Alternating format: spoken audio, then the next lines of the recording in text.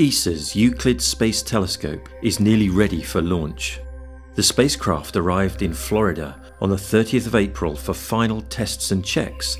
For the team at ESA's European Space Operations Center in Darmstadt, Germany, this means that the most intense phase of their work is about to begin. So Euclid is a mission that is a cosmological mission, is looking back 10 billion years into the past and the evolution of our universe. So in order to do this, you need a very, very sensitive instrument.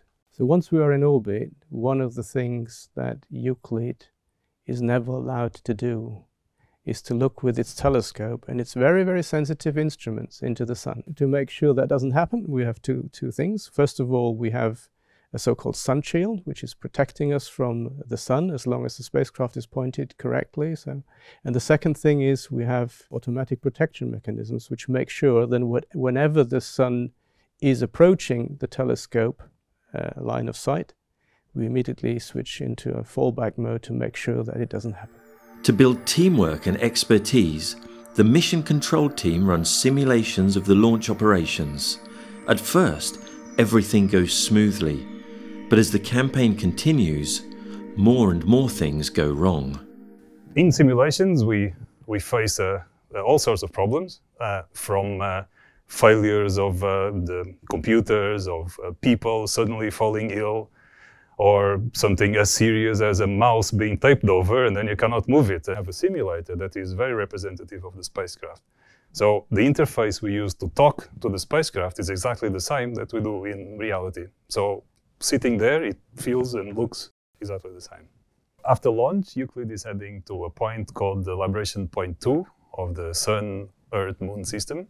This is about 3 times the distance from the Earth to the Moon, so 1.5 million kilometers, more or less.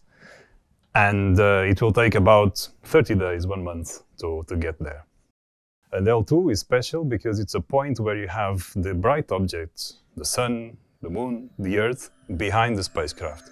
Euclid's 6-year mission will explore the so-called dark side of the universe. Astronomers have discovered that 95% of the cosmos is made up of unknown forms of matter and energy called dark matter and dark energy. Euclid will map approximately 1.5 to 2 billion galaxies to look for the subtle effects that dark matter and dark energy have on the structure and expansion of the cosmos. Once the analysis is complete, vital clues about the behavior and characteristics of dark matter and dark energy will be revealed. To perform this task as accurately as possible, the team must ensure that the telescope is not affected by the launch itself.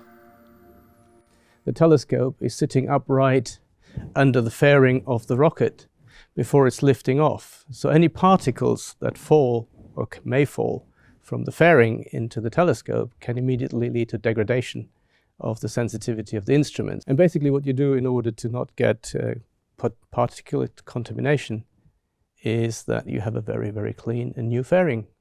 So this fairing for Euclid has very special requirements. It's a new fairing. It's not one which has been reused from a previous Falcon 9 flight. It also is very clean in order to make sure that we don't get any particulates into the telescope that may degrade it once in orbit. We make sure the telescope is very, very stable and very well calibrated, because what we're looking for is really very difficult to measure, because otherwise we would have measured it already from ground. So I think in a nutshell, those are the challenges we have here for Euclid.